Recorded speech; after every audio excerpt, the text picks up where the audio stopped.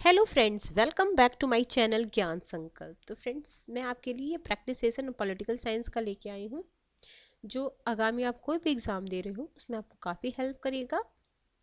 तो स्टार्ट करते हैं आज का क्लास। अगर आपने अभी तक मेरे चैनल को सब्सक्राइब नहीं किया है तो प्लीज़ सब्सक्राइब कर लीजिएगा। उसके बाद बेल आइकन को प्रेस कीजिएगा ताकि जब भी मैं वीडियो डालूँ तो आपको नोटिफिकेशन मिल जाए। तो स्टार्ट करते हैं आज का क्लास। आज के क्लास का फर्स्ट क्वेश्चन है, निम्नलिखित में से किसने परिभाषित किया है कि नागरिक शक्ति दंड के साथ कानून बनाने का अधिकार, संपत्ति का नियमन और संरक्षण और समुदाय की ताकत को ऐसे नियमों के क्रियान्वयन में लगाना उपर्युक्त सभी केवल आम जनता के भलाई के लिए है। ये जॉन लॉक, एक मिनट, जॉन लॉक देखो, दंड के साथ कानून बनाने का अधिकार, संपत्ति का नियमन और संरक्षण और समुदाय की ताकत को ऐसे नियमों के कार्यान्वयन में लगाना उपयुक्त सभी केवल आम जनता की भलाई के लिए है। तो ये जॉन लॉक कहते हैं। अगला है, निम्नलिखित में से यह किसने कहा कि कामगारों की मुक्ति का आधार स्वयं उसका कार्य है। कामगारों की मुक्ति का आधार केवल उसका कार्य है, ये बोलते हैं कार्ल मार्क्स। नेक्स्ट क्वेश्चन है, निम्नलिखित में से यह नारा किसने दिया कि साम्राज्यवादी युद्ध को नागरिक युद्ध में बदलना अपनी समग्रता में सर्वहारा क्रांति है। ठीक है, तो ये बोलते हैं लेनिन, ऑप्शन डी। साम्राज्यवादी युद्ध को नागरिक युद्ध में बदलना अपनी समग्रता में सर्वहारा क्रांति है। अगला है, निम्नलिखित में से कौन सा उदारवादी सामुदायिक बहस का लक्षण नहीं है। आत्मसंप्रत्यय, भारग्रस्त बनाम अभावग्रस्त, सार्वभौमवाद बनाम विशिष्टतावाद, राज्य की तटस्थता बनाम राज्य की अतटस्थता, एक दलीय शासन पद्धति, कार्यविधिक बनाम समुदायवाद। तो ऑप्शन डी। अगला है, असर्सनिज्म का क्वेश्चन, प्लेटो के अनुसार अत्यधिक धन का वैभिन्य अच्छे शासन के लिए असंगत है। जहां तक सैनिक और शासक का संबंध है, स्वयं धन को समाप्त करने की अपेक्षा बुराई को समाप्त करने और कोई उपाय उसे नहीं। तो इसका है आपका, दोनों सही है और सही उसको एक्सप्लेन कर रहा है। अगला है,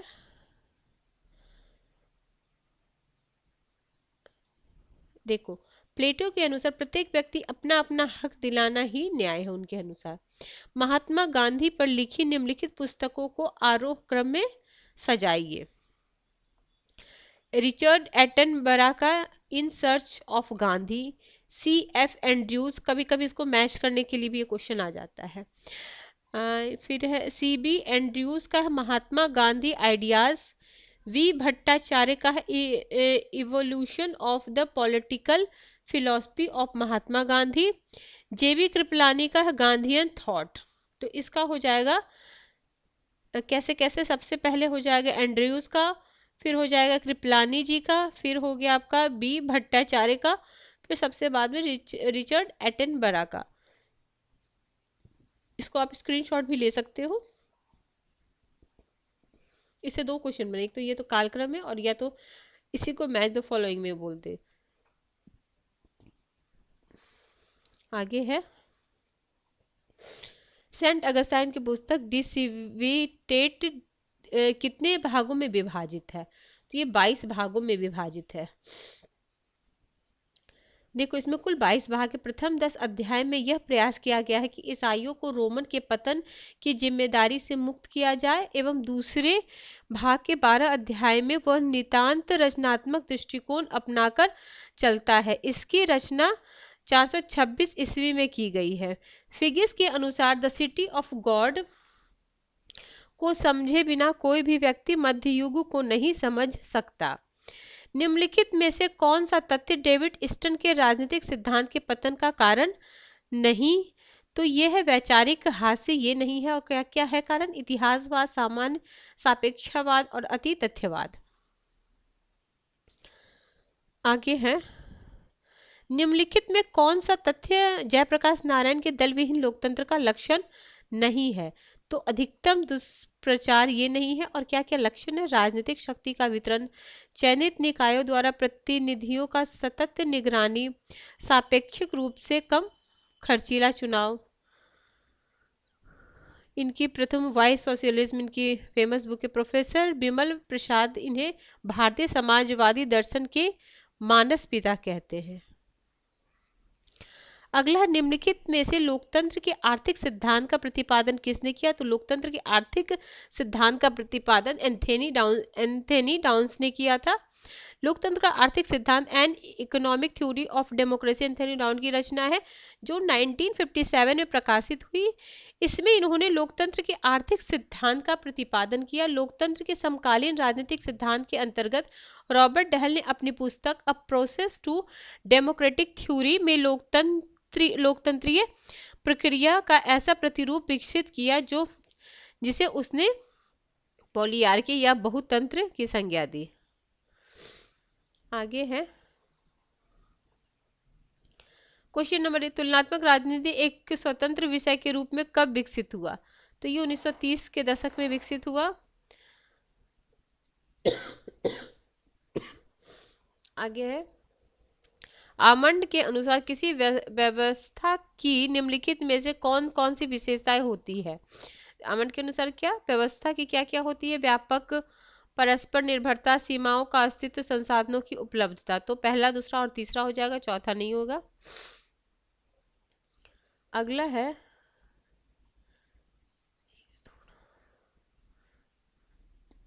13 क्वेश्चन है, निम्नलिखित में से किसने लक्ष्य परिवर्तन, प्रतिपुष्टि और अधिगम की संकल्पनाओं का उपयोग किया? तो कार्ल ड्वेक।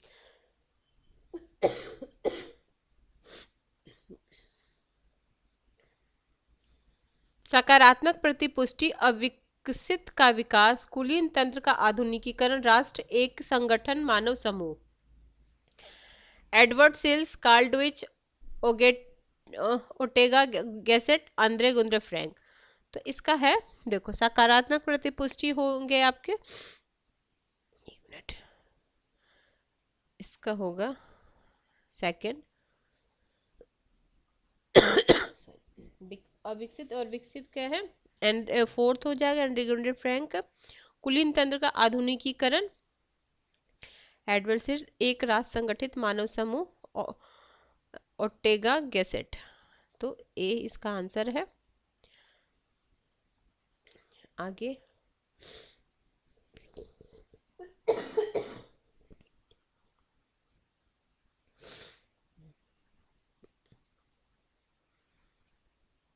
कौन सा क्वेश्चन पे थे हम? ये 14 था। चलो 15 क्वेश्चन।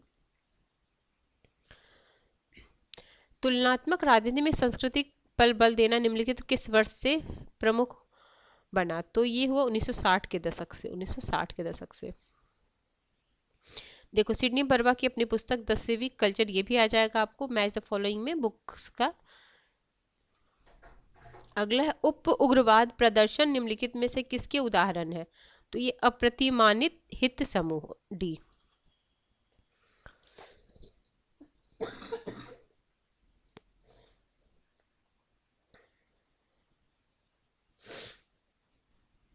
निम्नलिखित में से किसने वैधता को उस सदस्य के पक्ष में दोष सिद्ध करना की सत्ता को स्वीकार करना और उसका पालन करना सही और उचित है?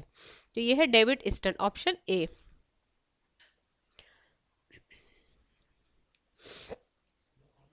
अगला है, निम्नलिखित में से किसने यह कहा कि क्रांति उत्पादित और शोषित लोगों का उत्सव है? तो लेनिन बोले। इनका बहुत अच्छा कोटेशन आप नोट डाउन कर सकते हो, क्रांति उत्पीड़ित और शोषित लोगों का उत्सव है। अगला है,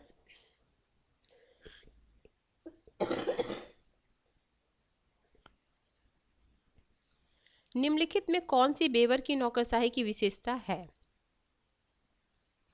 तो देखो सारा है, व्यावसायिक योग्यता के आधार पर चयन, अनुबंध के आधार पर नियुक्ति, स्टाफ के सदस्य व्यक्तिगत रूप से स्वतंत्र होते हैं, कार्मिक पद छोड़ने के लिए स्वतंत्र होते हैं। तो ये सारा कुछ है।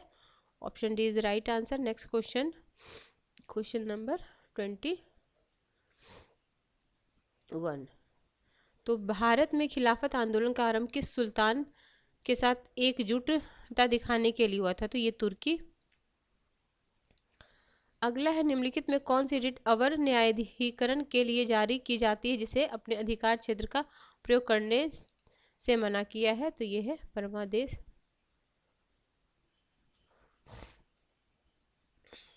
ये रीट आपको याद होनी चाहिए, बंदी प्रत्यक्षीकरण, परमादेश, प्रतिषेध, उत्प्रेषण, अधिकार प्रचार। आगे है 16वीं, तो ये थे कमलनाथ। 16वीं लोकसभा के अल्पकालीन अध्यक्ष कमलनाथ थे। 17वीं लोकसभा के अध्यक्ष सांसद वीरेंद्र कुमार। ठीक है, चलो अगला है लेखक और पुस्तक है। एस खिलनानी है, रजनी कोठारी है, आर गुहा है, अतुल कोहली है। तो इसका ए होगा, देखो, S Khilnani the idea of India, Rajni Kothari the state against democracy in search of human governance, R Guha India after Gandhi the history of world largest democracy, Atul Kohli the success of India's democracy. आगे है आपका क्वेश्चन 25। निम्नलिखित में से कौन कांग्रेस प्रणाली संकल्पना से संबंधित है? तो ये है आपके रजनी कोठारी। अगला है, भारत में कॉलेजों में पैसा सर्वप्रथम लागू हुआ था? तो ये न्यायपालिका में हुआ था लागू।